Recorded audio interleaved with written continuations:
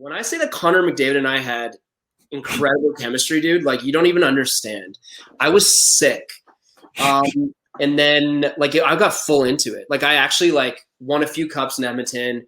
Then they tried to fucking lowball me on my next contract. So I went to LA, won a cup there, not to brag. And so to answer your question, am I a gamer? No. But was I a gamer for like 3 months when the pandemic hit? Yes, I was. Yeah. And then I collected dust, and so I got rid of it.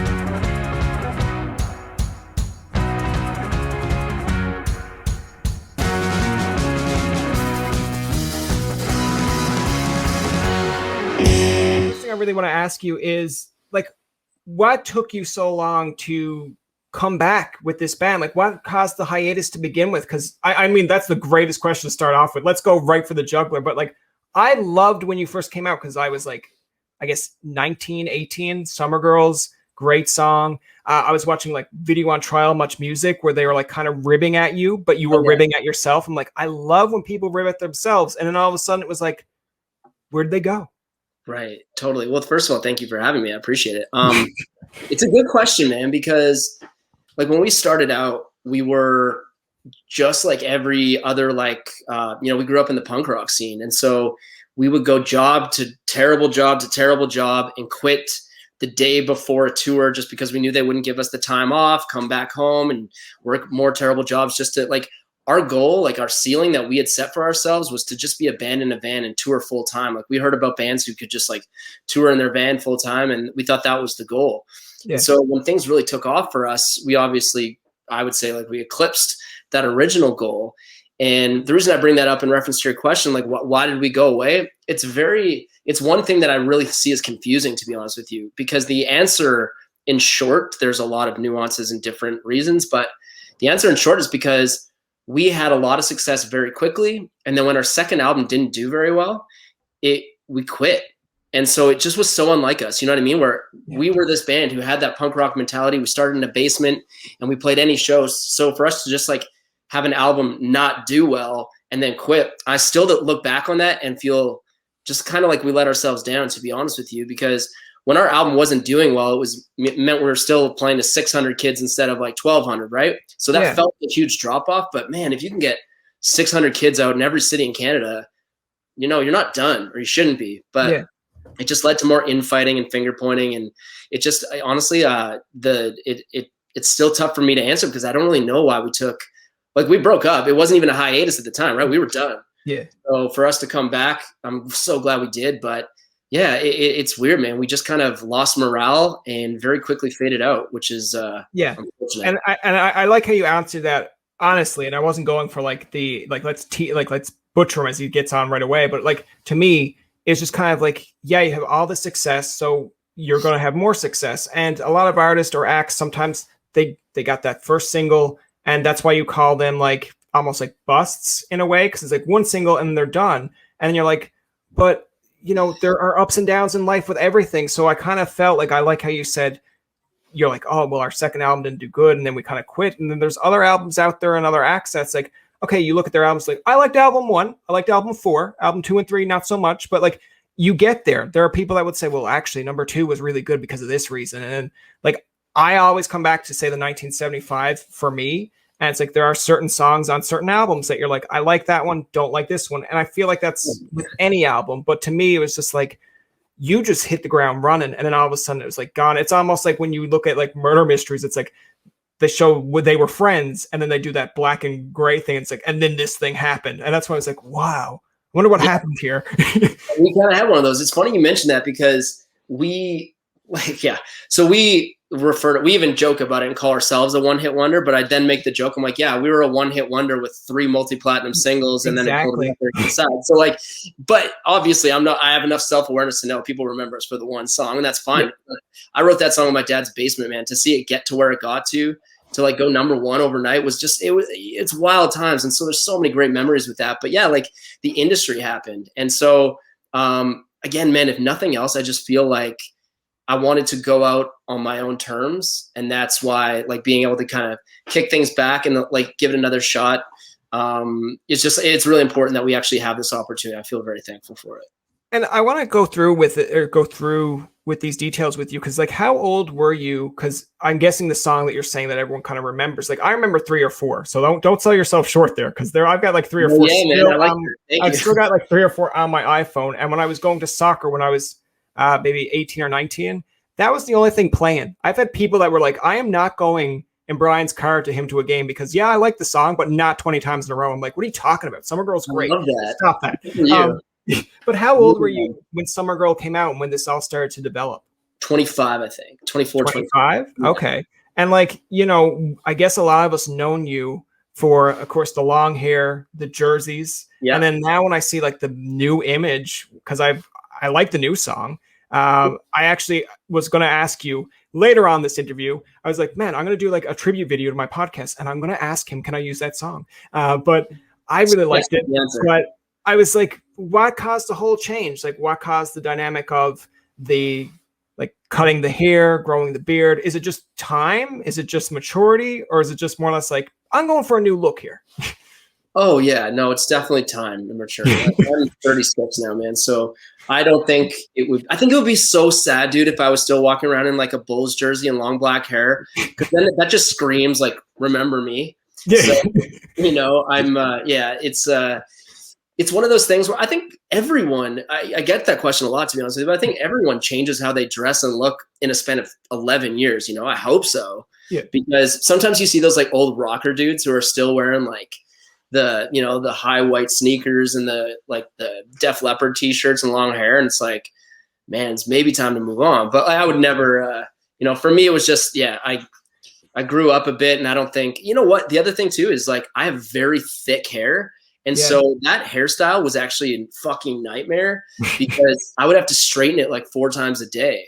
So yeah, it was at a time when that was the thing, right? It'd be different if it was like every artist that you were out there had short hair, and then you're just the guy with the long hair. So it's at a time when it's peaking. But I do like how you said when people grow up. Like, I am a huge fan of wrestling, not so much today, but I was, and I can just imagine sometimes when you go to see like the wrestlers of the 80s or the 90s, and you're like, man, I get that you're still trying to keep your long hair, but it's like, you would look better bald. And that's not like me giving a slight at that act. It's just like, come on, you can be your age and people still respect it. Like, I don't know. I'm just trying to remember the ones that come to mind, but like there's ones from the 80s that could be like the Midnight Express. And if I still see like the long hair on those guys, I'm like, dude, it's back here. When wrestling was here, it's okay to be bald. You gotta let it go. Like Stone Cold Steve Austin knew to shave his head.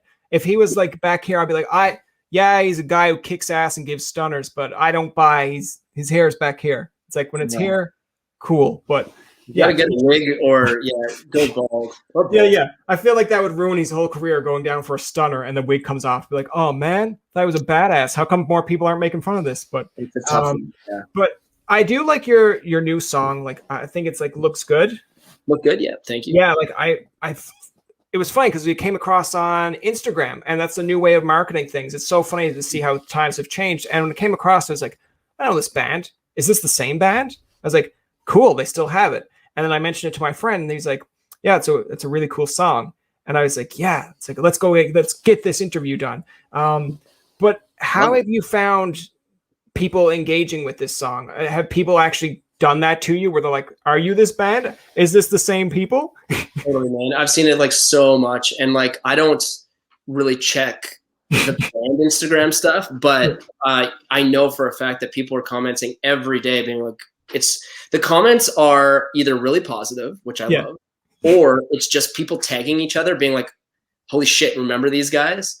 And to me, again, I think that like it would be silly for us to be like, no, what do you mean? Like, we're not like a throwback. It's like, man, if that's what people connect with, that's awesome. And like, honestly, the whole reason this whole thing started again is because we did our 10-year reunion shows 2 years ago, and they sold out. And like, to see like people like still love those songs, people would come up to us and be like, man, we had no friends in high school, but we met each other at stereo shows. And so now they're friends for life, and they know each other's kids now, man. Like, it was actually like deep, and like it spoke to me. I was like, man, like we have so many people who really fondly remember us in that way. So yeah, I love the new songs. I think we made sure that like, I didn't want to go too far away from the stereo sound. You know what I mean? I don't want, I'm older now, so we're rock and roll. That's not what people want. But I think we did the pop sound in a way that is more mature.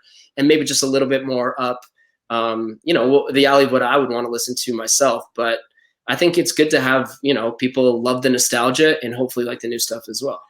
Yeah, like I think it's interesting because I was going to mention that point where you was talking about where the second album didn't do so well, but yet when you do this reunion tour and like in Toronto it sells out, in Edmonton it sells out, and it's like it's one thing, of course, to sell out in your hometown or your home province, but then to go to Toronto, which is like a mecca for any act that goes to Toronto, and like people still coming after 10 years to see you. Yeah. I mean, that's what I was going to say. Like when you were saying like the second album, you're like, oh, I can't believe we quit. But it's like when you do a 10-year thing, this is like the make or break, where if it goes well, it's like, yeah, let's get this all back together because people still miss us. But if it doesn't go well, is there still a side of you that's like, yeah, let's do it anyway? Or is that kind of like, well, it didn't go well, so I guess they don't care? Yeah, no, it's a good question, man. And like, it's tough to go back in like hindsight because thank God it did go well. Obviously, yeah, like when it sells out in 2 different cities, it's, I mean, I'm kind of joking, but like, I have a big enough ego that I'm not going to be like, okay, that was good enough. You know what I mean? Okay, I got to do this. Like, it was so much fun. And like, it's an addiction, man. Like it reminded me of what I love doing with my life in general. You know, COVID hit, and like, not to get too deep, but it's like, you know, nothing's really guaranteed, man.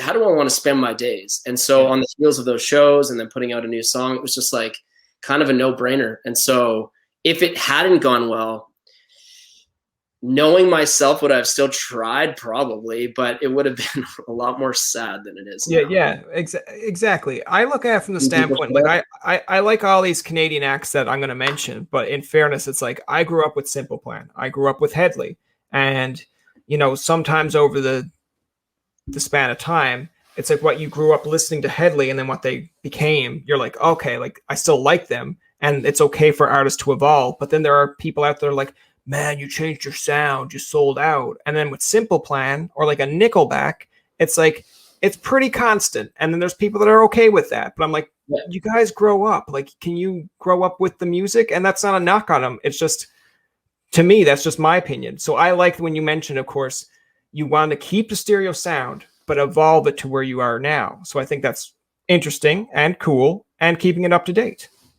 Yeah, and I'm obviously biased on the artist. I'm a firm believer in you have to make the music you want to make, because sellout is a term that gets thrown around, but unless you know the guys personally, their own like what makes up their integrity and like anything like that, it's an actual joke. Like no one can actually call anyone a sell. Like, is it why? It's because they make pop music or because they change their sound? Like, to me, the analogy I always use is like, I've never only watched one kind of movie. And that's like, I like Westerns, I like horrors, I like action, I like comedies. To me, I would fucking hate to only watch one kind of movie. So to only write one kind of song or only ever like be in one thing, that sounds like a nightmare to me. It's funny because that's a good analogy, because it's like when people do that, where they're like, man, it's like this guy, this song used to be like pop or pop punk, and now they're like just poppy. It's like, okay, but on your iPod or on your iPhone, do you have both kind of genres? It's like, yeah, absolutely. I'd be like, so what are you doing? What are you trying to say? That they can't be now a part of your pop favorites? They have to stay in your punk favorites? It's like, yeah, that's exactly what I want to be like. I can't talk to you. Get away from me, Dad. Exactly. I mean, like that to me sounds, and absolutely, the fan has the right to choose if they like it or not. I'm not saying you have to like the band, but like to, I don't know, put tags on them because they change their sound, it seans like silly to me. I mean, they're the artists. Like, unless they explicitly say, oh yeah, I hate our new stuff, but I did it to try and make money. Yeah. A, yeah, okay, you're a seller, but B, it's the toughest industry in the world. Just because you make a pop song doesn't mean you're going to be big. So that would be a very dumb gamble to me, is to like put something out there you don't even like just thinking you're going to get paid, because you can put out pop stuff and fail. Trust me. Yeah. It's like, I look back at like, so I really like the Canadian acts when I was growing up. I didn't know they were Canadian at the time. So it's kind of interesting to find out years later that I'm like, oh, like it just makes it that much cooler, or I guess nostalgic to me. Like I'm going to name a few, you might know them, you might not, but it's like B44 when they were on like Much Music. And I was like, man, I was like, as a kid, I was like, this is so cool. Frosted Tips. And as you're older, you're like, oh, I can't believe I listened to this, but I'm like, man, they were Canadian. Oh, that's kind of cool. So my guitar player, Rob, it's actually like one of his like big things in life is that he thinks B44 needs to come back. It's like a weird obsession of his. He's actually my personal trainer as well. And literally yesterday, I'm in the middle of like doing a deadlift. He's like, man, B44 needs to come back. And I think he's only kind of joking. So yeah, B44. I don't think it's like a super like important cause to me whether or not they decide to come back, but I'm fully into it if they want to. I want to ask you too, of course, going back into the band, like creating this band, and you mentioned about writing the song, I guess, Summer Girl in your base or like in your basement. Yeah. I want to ask you, like, when did you get this interest in forming a band? Because I believe every kid at some point has like 3 interests. They either want to like be an astronaut, a musician, or a guy who cleans toilets. That last one doesn't count. No, I'm only kidding. Yeah. Job's a job. Job's a job. So the answer to your question is June 28th, 2000. Wow. Very specific. That is the first time I was able to see the band AFI live. And I was already obsessed with them. But dude, this is like before I had the internet. So I didn't know what they looked like. I just knew that I worshipped my like older cousin. I think a lot of us have that person in their life where you think he's the coolest guy in the world. So he skateboarded, so I skateboarded. He played hockey, so I played hockey. Then he started listening to punk rock, and I just found AFI through him, and I was like, this is the best thing I've ever heard. So I was obsessed with AFI. And this is before they got big. So it was like a 500-person venue. And the dude came out in like this pleather suit, purple hair, makeup, and like it was unlike anything I'd ever seen in my life, dude. My mind was blown. And I'm not even joking. The next day, I gave up skateboarding. I gave up hockey the next year, and I was like, this is it. I'm going to be – I didn't even know if I could sing, carry a tune, didn't care. I was just like, I am going to do this. And my whole life I've actually had – I'm just very lucky, I think, because my whole life I remember as a kid, I would hear popular songs on the radio, and I would just start humming my own melodies to other people's songs. Yeah. And my mom would be like, what are you singing? I was like, I don't know. My melody's better. I like it. So I've always had this weird thing with like melodies in my ear. And then I saw that concert, dude, and I was like, this is it. I have to be a singer in a band. And it's really been the only thing I've been, certain of since. Yeah. It's like the Weird Al approach to it. I do it with my niece when my niece has to like when they come over on weekends, and like she listens to like iHeart 2000s. So it's like music that I know, and I'm very surprised that she likes it because she's only like 8. That's so it's cool. like more nostalgia for me than her. Hell but yeah. at the same point, it's like I'll know the words or lyrics or like the lyrics, and then when it comes to the melody, I'll just create some random bullshit to see if she'll laugh. And then she's like, "How do you know this stuff?" I'm like, "Well, I grew up on it, so I know what's coming." And now I'm going to make up my own words to it. But yeah, yeah. So yeah, it's like, whatever floats your boat and whatever kind of gets you into music, I guess. But I did want to ask you as well, like when you were creating this band, like how did it kind of come to form? So when you went to the concert and knew, okay, this is what I want to do, what was your next steps from there? Like, how did you get the other members? So then I started, like most people, 4 or 5 bands in high school that were not fucking stereos. Like it was, punk rock bands. I was in hardcore bands. There was a while where hardcore was really big, especially in Edmonton. I don't know if it was everywhere, but it was like 2004 to 7-ish, I want to say. Okay. And so I tried that, and I liked it. I loved it, but I can't scream. Like I cannot do it. And so I would try. It was just so bad. Well, I was just in bands, man, just hopping from band to band. And then I ended up meeting Rob, who's the guitar player, personal trainer, obsessed with B44. And he was just in between bands. He was in this other kind of big pop punk band in Edmonton. They were the first band to kind of go down to LA and maybe sign a record deal. So we thought they were so huge. So Rob was like, used to be in that band, and he started one with me, and it was Screamo, but I could actually sing in that one. And then that band broke up, but then we got, like, I'm going to try and make a very long, boring story shorter. Go for it. Basically, we started just like poaching members from other bands to join this band.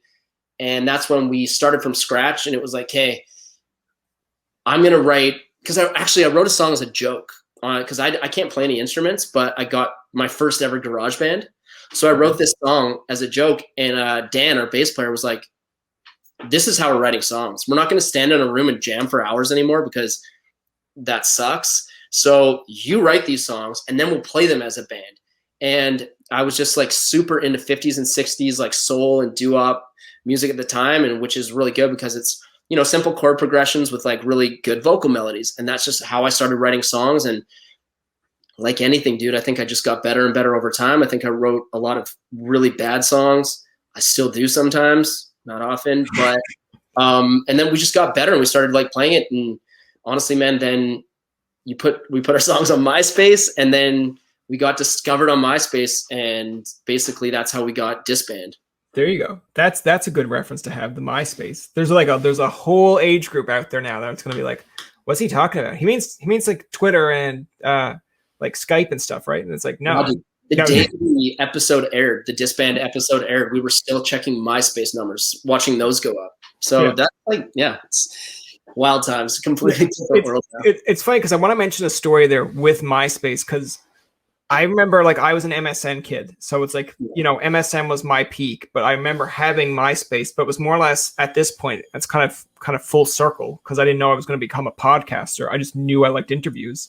And I think I reached out to Scouting for Girls, which was a UK band, and they instantly came back to me right away. I was like, this is before PR, before people had like their PR reps. So I was like, oh, maybe it's the real band. Okay. Pinpoint that on my closet. So I had that one. And I think I reached out to 10 Second Epic.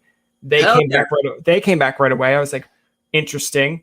And we've had Ian Castleman on from like Mariana's Trench, and he had said that they were going through like MySpace when they were first starting off and gaining traction that way. Like they would go to Much Music's website and be like, check out our MySpace. And that's how they started. And I was like, man, that's so dated. But at the same point, it's like the grind, and people would actually go to your websites and be like, let's get this music on or like, let's get this on Much, or let's get this here. I'm like, that's how you had to do it. Bare Naked Ladies started off from like, I can't remember where it was too, but it's like in Toronto when they used to have like a little thing that it was like a speaker box or whatever, or Speaker's Corner. So it's weird. Yeah, I remember that for sure. That was it's weird to see like how it's progressed to now. When you scroll on Spotify, you just see an artist and you're like, oh, I like that song, let's check them out. And it's like, geez, that seems simple enough. Totally. And it's a good and bad thing, I think. You know what I mean? I definitely support anything that gives artists more and more of a platform. So I love it in that way. I think there's a lot of overload. It's that much harder to stand out nowadays. Yeah. So, you gotta hope that you, at the end of the day, man, it comes down to the song, I think. And so it's and the other side of it too is I could cry all day about things I don't like about how it's moving, but it's not going to change. So I might as well adapt. Yeah. And I'm having a lot of fun. I'm learning a lot too, like about Spotify and the streaming. It's like, and our manager's 25, I think. So it's really good to have a young guy who knows this shit. Really? Okay. Wow. Yeah, because I imagine it's being like different going back in time. And I feel like at the peak when you were getting places, just say in Canada or worldwide, it was you had to get your song on a Much Music or a Much More or whatever, because that's what people were doing. And then you'd have to get interviewed on like Much On Demand. And like that kind of platform has gone. Now I know Ed the Sock is trying to bring it back, and that's cool. And I think Bell was even like counteracting him and being like, well, we're going to bring back Much Music. And it's like, great, whatever. The more platforms that we have for people to like do interviews and, get music out there. But I do think it's interesting, like on Instagram, when you scroll through and then you just see someone's song, and you're like, I like that. And you might give it like the 2 seconds. You're like, I like that. Okay, download it. All right, now I like this band. And like, that's simple enough. But to get things really trendy, it's like TikTok now. If you get something trendy on TikTok, it's like a whole nother level of kids out there that it's like, I don't know that song, but I know where I heard it from, and now I'm going to figure it out. Like, here's a really good example of just being age, where it's like, I used to listen to Faber Drive, love Faber Drive. Now Faber Drive has a kid, and like his stuff is on TikTok, and I didn't even know. I was like, I didn't.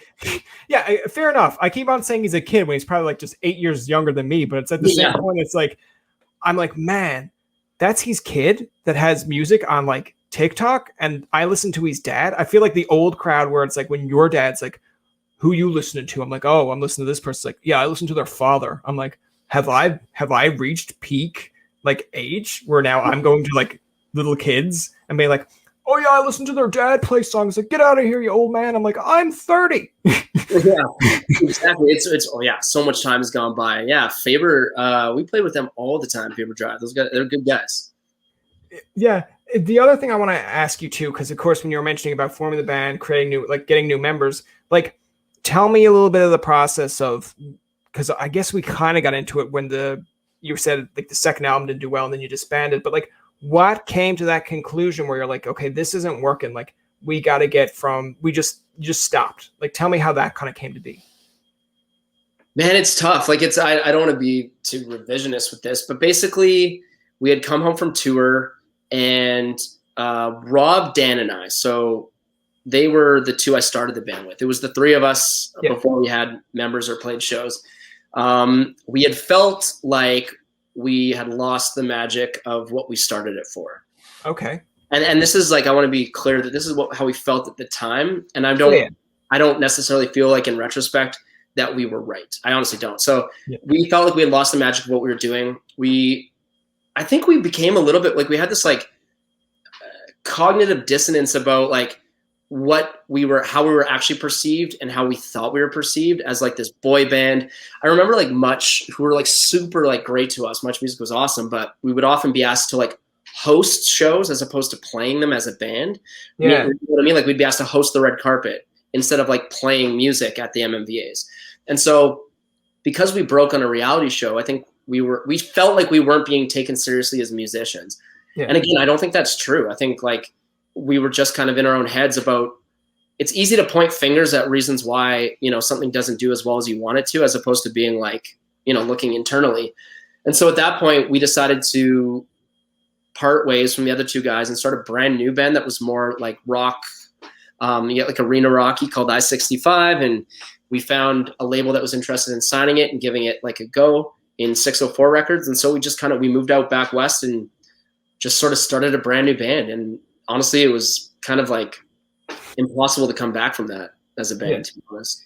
I like your answer there, because it's a lot of I feel like at this point you said it was around, say, your mid-20s that you were like in stereos and all this was happening. Yeah. So like I'm only, I feel like I said I'm only 29, but it's still 29. But it's like, you know, I feel like even in today's generation, of course, now there's more social media side of things. So when people post a video, you get people are just kind of shadows of themselves, not in the sense of like, they don't have to say it to your face. They can say it on Twitter or Facebook of like, this is garbage. So like, then it gets in your brain. Like I like doing podcasting, but there are some times when I'll look at comments and it's like that interview deserved better. It's like the host sucked. And I'm like, did I suck? Like, was that garbage? I thought it was okay. But then it kind of gets in your head. Like it could be one comment, but it's like the one that gets in your brain. You're like, okay, next week you come out with like a suit and tie. You're like, all right, serious time interview. People are like, why did he change? What happened here?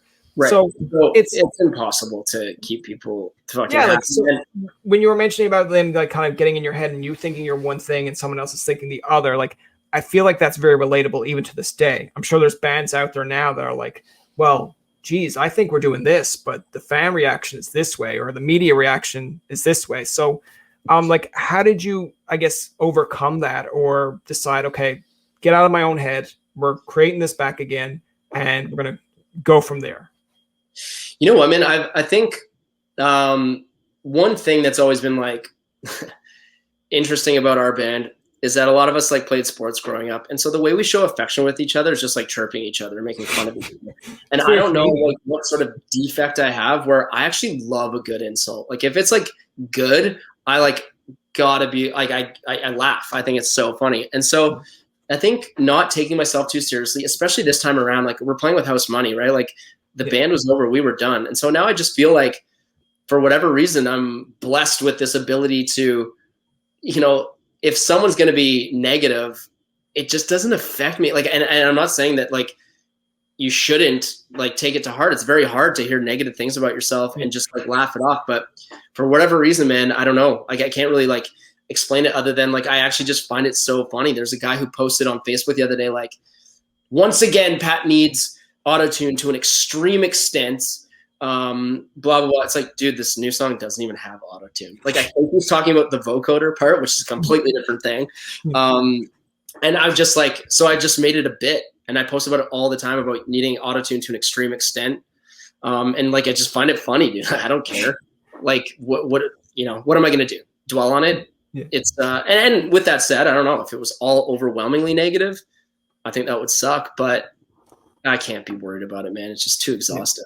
That was my burner account. No, I'm only kidding. Well, it was a funny comment. And Yeah. Imagine if it was. I do think it's interesting because it's a perfect time to bring that up, because it's like in a social media world, I feel like you do kind of have to have a thick skin, and I'm glad that you said that, because there are, like, I guess, bands that will look at tweets or mean tweets or something negative, and they're like, erase it or delete it. And I'm like, or you could just let it be there, and fans will either come to your defense, or like if there's no interaction, it kind of defeats the purpose of what that intent was. Yeah. But the one that I do find interesting is when bands actually take it and then spin it their own way. Like Ian Castleman said that Josh Ramsey, for example, if you make a mean tweet at Mariana's Trench, get ready to get burned. He's like, because he will take it and make it 10 times like worse as self like inflicting humor. And I'm like, yeah, that then shows the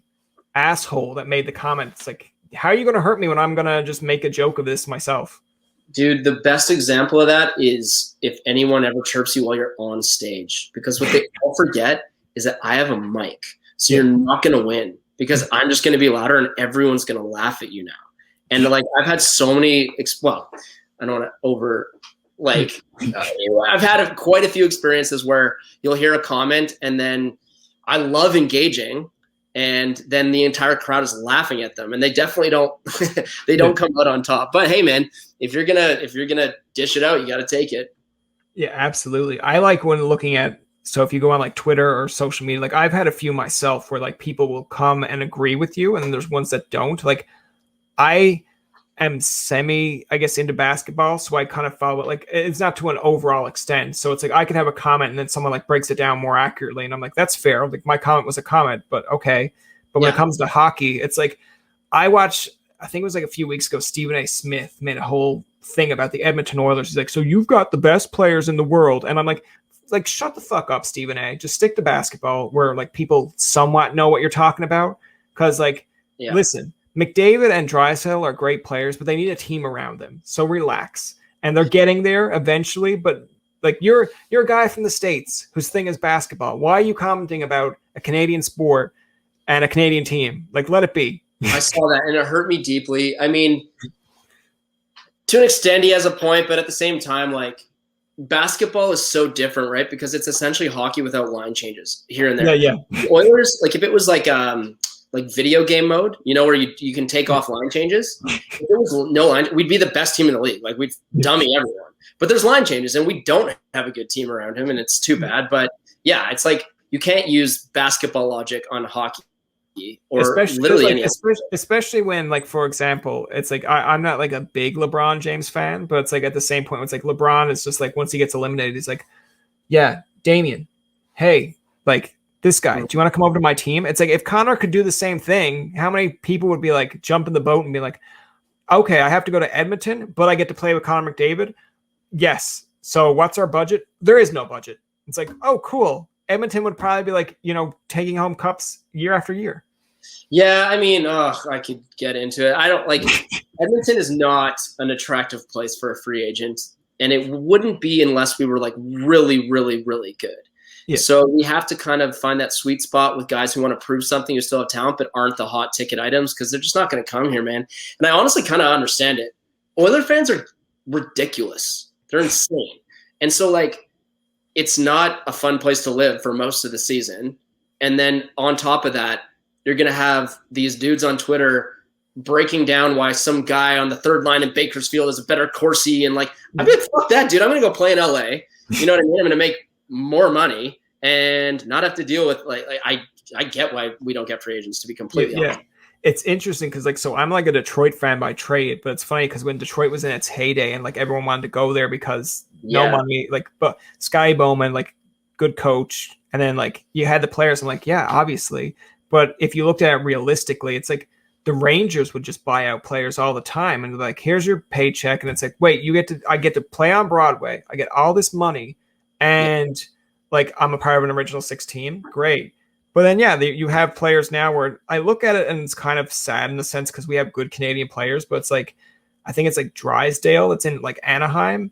And I'm like, man, like, you have such a good such a good guy to watch. But I'm like, in the East Coast, we're not going to see him a lot, but Right. you'll see him on like an Olympic team, or if he ever gets traded, or if he comes to the East Coast to play Toronto, you'll be like, I really like that guy. It's like Drew Doughty for years. It was like Drew Doughty's a great player, but I'm like, how many times do we get to see Drew Doughty?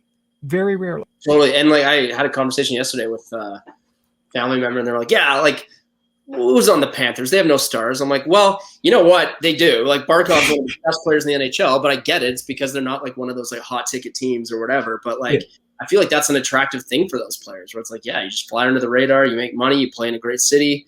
And the number one thing is winning, right? Like with Detroit, especially in the 90s, like a lot of people would want to play there because they're winning so much. And also, from what I understand, they weren't a big free agent team anyway. It's because they drafted so well. And so unless they only do that, or if they're like a wagon and just dummying teams, you got to, it's bleak. It's bleak. I'm so like hurt still by the Oilers playoffs this year that I don't want to talk about. If the Oilers came back with the old oil drop logo that they used, like when they were playing, like I think it was like Dallas in like semifinals of Stanley Cups, I'm like, man, I like the oil drop logo. It's kind of controversial because there are people that don't like it. I'm like, I fucking hate alternative. Because to me, if it doesn't have orange in the color scheme, I'm gonna freak out. Also, my uncle has always had season tickets, and it was like 4 years in a row. Like he takes me to one game a year. Yeah, it's like 4 years in a row we went. And they didn't score a goal at any of the games I went to. And they wore that jersey every time, the cog, so I have a real complicated history with that uniform, although I will respect your opinion. That's fair. It's like, I look at some of the jerseys that come, like, because I know on Twitter and Facebook, and there's people that come up with like custom designs to like what they expect jersey. And some of them was a really, really cool. Like as a Detroit fan, when I seen their retro jersey, I'm like, so did you just let like a 5-year-old in the room that day and they're like white and red logo? Yeah. Do it. And I'm just like, horrible. We have a 2008, 2009 Winter Classic one we could have used. Totally. We have so many others that are like great, but no, we're going to do this. I'm like, bad decision. But then they mailed it in a little bit. Same with the Islanders. It's like just a darker blue, the ones they wear every day. It's so dumb. Yeah. I like the Islander logo, like the guy that like the fisherman logo. I know it's like another one that's like people are like, I hate that. I'm like, because of the years that it was not great and Garth Snow was the GM. I'm like, Garth Snow was still your GM after that logo. So don't try to like those uniforms are so sick. They have to bring the fisherman back. Like that, they're the best uniforms. I like the fisherman. The other thing I want to talk about, of course, in terms of the music side of things. Now, like I like that it goes all over the place anyway. But I want to ask you, with, of course, during COVID, coming out with these songs, and now we're kind of in like a post-pandemic, I guess we're getting there. But like, what's your goal once this whole pandemic ends? Because I think it's timely. Like, obviously, there's marketing involved in when you chose to come out with these songs. You can say otherwise, but I feel like I'm giving you a lot of praise because it's like, oh yeah, it's like perfect timing to come out with these songs. But like, what's the goal for these songs? What's the goal for the future? Yeah, no, it's a good question. And like, it was not uncalculated, the timing, because of course, like, it was what we released Summer Girl, May 27th, I believe. So that, we wanted to kind of hit that time frame for a new song, because we also feel like the first song looked good, as well as the next song that's going to come out are very much summer songs. And so that is the thing. They set a tone. So we want to put those out. I think honestly, man, the plan's going to be to release singles much differently than we used to, where it's kind of one single, maybe two, and then the album. I think we're probably going to do 4 or 5 singles and then album late fall, and then hopefully a tour right in the new year. So that is the plan. The goal long term, I don't want to do anything else with my life, man. So, there's a lot of unknowns, but the goal is to do this full time. And whether that be, the band, as well as me, like exploring the songwriting side for myself and other artists on the side as well. I just want to fill my life with music. And so I know the band's on the same page. We're like as tight as we've ever been. We had like a 2-hour Zoom earlier today. Nice. And so, it just feels good to be like, to have it in my life again. So I love something this much. I think I'm good at it. So that's it, man. I just want to do this. Does it feel like, and hopefully you get the reference, but does it feel like almost like a Tom DeLonge reaching out to a Mark Hoppus moment where it's like, hey, it's like, I know we're not Blink-182 anymore, but in your case, it's like, we're bringing it back, but it's like you're on even, I guess, like you're communicating compared to like an Oasis where you're never going to get Liam and Noel in a room where it's like, I fucking hate him. Oh, I was the lead singer the whole time. It's like, yeah, but I write the fucking tracks. It's like, relax. Both of you are fine. Yeah, those guys need to chill. Yeah, so it is similar, to be honest with you. I think there was a little bit of like, you have to kind of identify what went wrong in the first place before you can move forward. And that took place. That's like 2 years ago, though, because, again, that's when the reunion shows were. And so for us to get to the show point, I think there was a lot of just discussing what it's going to look like, whether it be financially, because that's something you need to discuss. Yeah. Like, going to break down. I mean, like I said, I write the songs. And so there is a component of discussing how do we want to make this look and just getting on the same page and just hashing out things that didn't work the first time around, what did, what didn't. And so, yeah, there's a little bit of that. Like, in that situation, I don't want to be Tom DeLonge because I'm not like super into aliens. Yeah, I love Tom DeLonge. But yeah, he's all right. I love Mark, but yeah, the analogy makes sense. So yeah, there was definitely an element of being like, we didn't do things perfect. It didn't end the best way. So is it possible to be fixed? And if so, how do we do it? And I think, thankfully, it was possible to be fixed, and we've moved forward. And again, like, I'm as close with the band members as I've ever been, for sure. So, like, I mean, not that you have to tell me, but it's like, you know, for 2 hours on a Zoom, what do you guys like talk about for 2 hours? Like, I try to bring up a soccer group meeting for like an hour, and then like, no, fuck you, Tobin. I don't want to talk to you for an hour. I'm like, how about 10 minutes? How about 5? I'm like, I'll take 5. I like that negotiating. To be fair, they're not usually 2 hours. In fact, I would not want them to be 2 hours. But we have like, well, so Rob and I live in Edmonton, and then Aaron and Miles live in Toronto. So we do have to spend a lot more time. We have another trip to Toronto coming up in a few weeks. And so it's just kind of hashing out what it's going to look like. And we can't just meet up in person because we're so far apart. So there's a lot more Zooms, time-consuming Zooms right now when we're at a distance. That's fair. I want to ask you, of course, now, when you're mentioning about putting out more singles and doing a tour kind of into the new year, is one of your goals to do like an Edmonton Oiler game? Like, you know, doing the national anthem? I mean, Brett Kissel might not like it, but you can tell Brett Kissel basically, hey, I'm from this town too. So we have done the anthem. Yeah. Well, again, though, like now. Okay. So yes, I would love to do it. I would do it anytime. The thing about, there's a couple things. So first of all, it's one of my favorite stories is that we were asked to do the anthem at an Oilers game right when we were like early on, and it was like taking off, and it was like a huge honor. But we found out the day before that we had to do an American one. We didn't know who they were playing. They were playing the Panthers. So we had to like learn the American anthem. And then the other thing is that I'm not like super proud of this, but I was at an age where like nothing affected me, and I thought I was like could do anything. And so I went out the night before and just floored it in Edmonton. And the next day we're about to do anthems, which are not easy to sing. And I was like, I don't really have my voice right now. So not only did I go out and sing the anthem, and not only did the band go out and sing the anthem with me, the band and our road crew all came out. So there's like 9 guys out on there singing the anthem. I mean, it was like there's probably, I don't know how many people even knew us in the crowd really, but I don't know if I've ever seen a band and their road crew all come out and sing the anthem before, but we did, and they just backed up and covered my voice, and it was a hilarious experience. Now on the other side with Brett Kissel, who does a great job of the anthem, my only thing is this: Brett Kissel is an objectively nice guy. You can tell he's just like a nice person. Yeah. And on some of the Oilers broadcasts, and people on Twitter are so ridiculously like mean about the guy. And so my thing is that like if he's that nice, and that's what they're saying about him, and I'm significantly less nice, I'm way less likable than Brett Kissel. I just don't know how it would go over, to be honest. Yeah.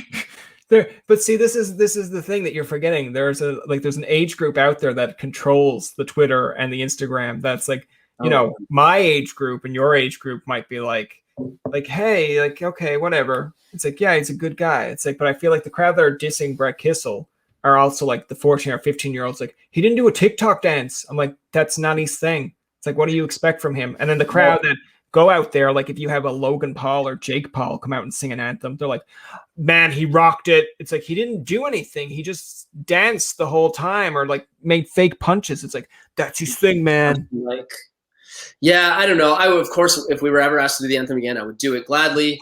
I just think that I would get absolutely sewered on Twitter no matter what. But like I've said, I'm okay with that too. Yeah, exactly. That's when you just come back with a mean tweet or a mean reply back and be like, okay, who cares? Like, or just let them die. Just let them sewer themselves in the comments. Yeah. I did think it was interesting because I want to talk about just the new song, just because my personal interest, where it was like the looks good.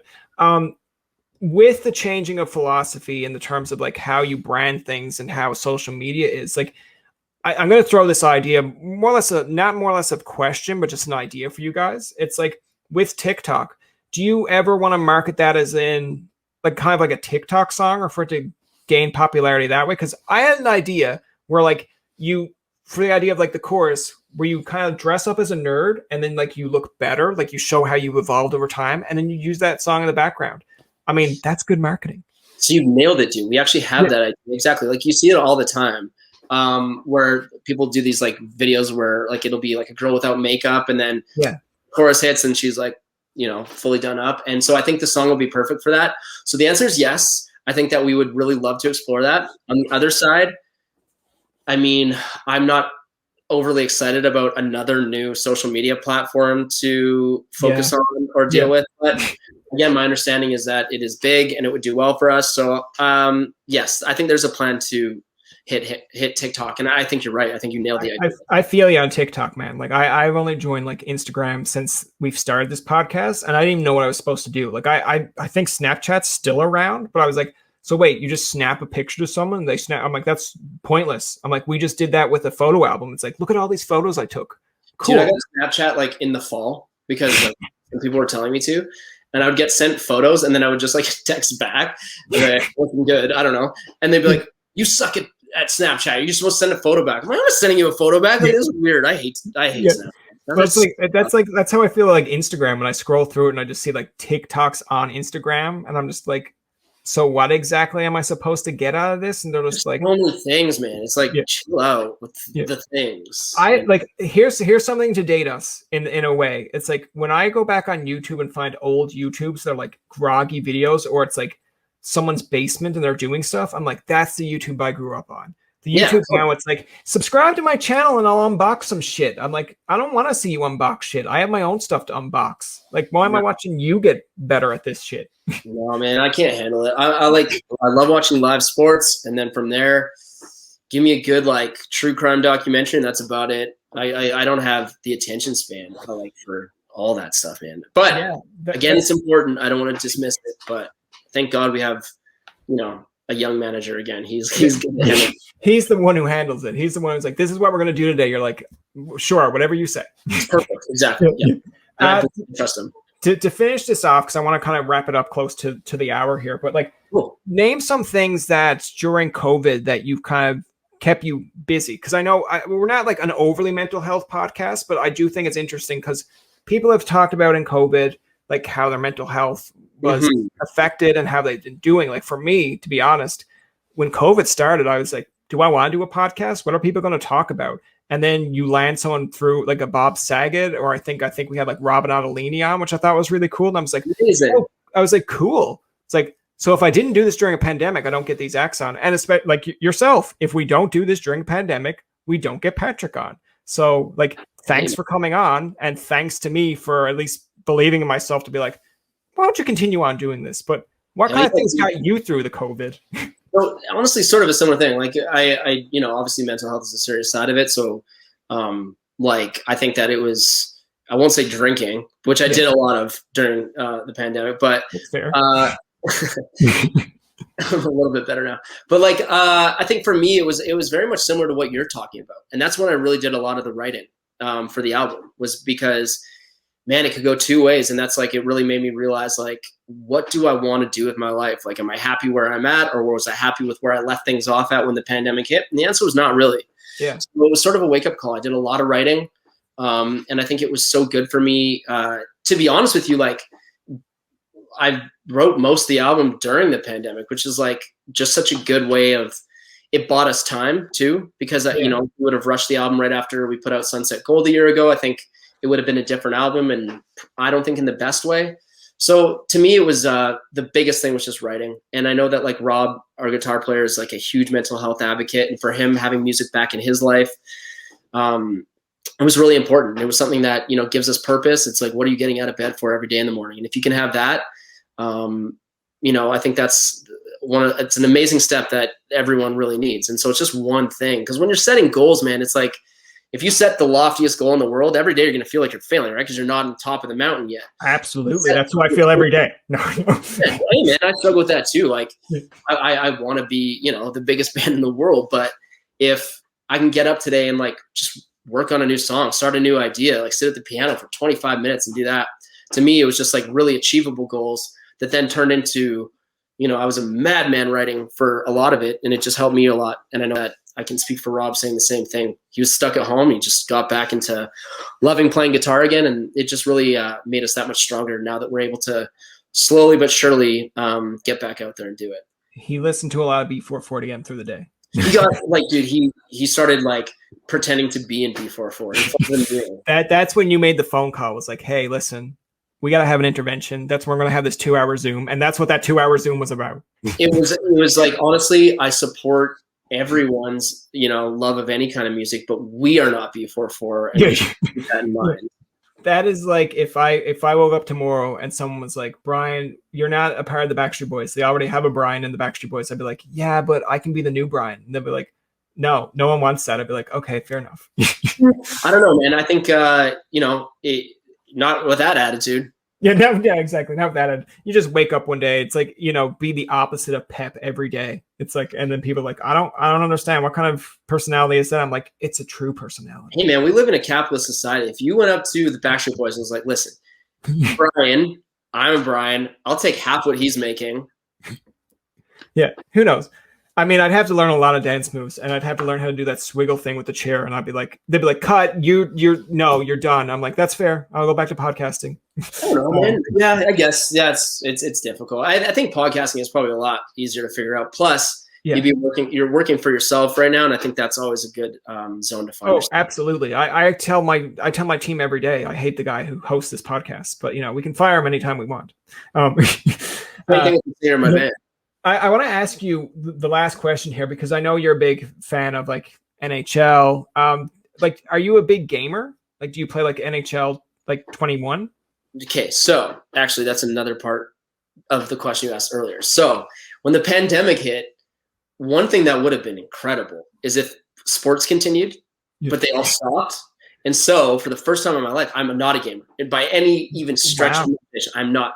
But I bought an Xbox, and I created myself as a player in the Edmonton Oilers. Nice. And when I say that Connor McDavid and I had incredible chemistry, dude, like you don't even understand. I was sick. And then like I got full into it. Like I actually like won a few cups in Edmonton. Then they tried to fucking lowball me on my next contract. So I went to LA, won a cup there, not to brag. And so to answer your question, am I a gamer? No. But was I a gamer for like 3 months when the pandemic hit? Yes, I was. Yeah. And then I collected dust, and so I got. But that's fair. I feel like even though we're like kind of winding down from the pandemic, for the most pandemic, I was doing podcasting, rewatching like old shit, like Saved by the Bell college years. I remember watching that, and then I was like, man, I went out and bought the DVD. I was like, I remember this being okay, and like it's still okay to me because I don't want to like shit on it, but I get what it's going for, but. Lately, I've been watching like NHL or watching like old WWE stuff from because I went and saw like 2004 SummerSlam in Toronto. Cool. And I was like, I'm going to watch that and play NHL 21. But I get you. I get way into it. I was with Detroit. Detroit's my favorite team. But then all of a sudden I was like, you know what? It's like, you traded to get Stamkos and Eichel for me. Cool. Great. Whatever. And then like I went a few seasons. Then it was like nobody was coming to Detroit. I'm like, man, I'm carrying this team. And I do a lot of the simming because I don't want to play every game. And we were just losing. And I was like, yeah. So I was like, fuck this. I went to Toronto for a year to help them win a cup. Then they were like, fuck you. So I was like, all right, now I'm with New York. I feel like I should go back to Detroit, but like you can, I don't know if you know this about the game, but if you pause it when they give you the contract, you can always go back and there's like 2 new teams that give you contracts. So I waited until New York gave me one. I'm like, I'll take my talents to Broadway. I didn't know that. I wish I didn't get rid of the Xbox now. I could have like hopped around a little bit. Yeah. But like, so did the game let you win the Stanley Cup with Toronto? I feel like there's no way. Like, I had to work my ass off to get Toronto just to the Stanley Cup, and they played Arizona. So it was like, I like making narratives up just because I'm a sports broadcaster on like the side. So it was like Austin Matthews, Toronto versus Arizona. And then the next year it was that same matchup again. So I was like, man. So funny you say that, man. I actually coordinated it so that I ended up getting traded to Arizona at one point, and that Austin Matthews came with me because I was like, that's the story. Yeah. I'm insane, man. That's funny that you do that too. It's so funny. Well, I've done it with Detroit, where I was with Detroit, and then they had Zadina. And then when my contract was up, I think it was like midway through the season, and I asked for a trade. So they traded me to Toronto, and who came with me? Zadina. And then I was like, we're going to be like the dynamic duo. Wherever I go, he goes. That's cool. You brought your boy with you. Yeah. And it's like Gretzky and Shorley. Exactly. It's like you and McDavid. You should have went to Arizona and be like, yo, there's cool. Like, get out of Edmonton. You come to Arizona with me. He's like, actually, no, I'm cool with this. Like, there's an issue with McDavid and me, to be honest with you. I made it up, obviously, but I think he wasn't like too stoked that I was like the points leader after a while. The city wasn't big enough for the both of us. That's going to do it for this episode of Tobin Tonight. Our thanks to Patrick Kordyback for coming on to the show. Remember, you can find past, present, and future episodes on TobinTonight.com, Spotify, and iTunes. Follow us on Twitter, like us on Facebook, and leave a comment or two. For Tobin and myself, this is Jacob saying thank you for listening, and good night.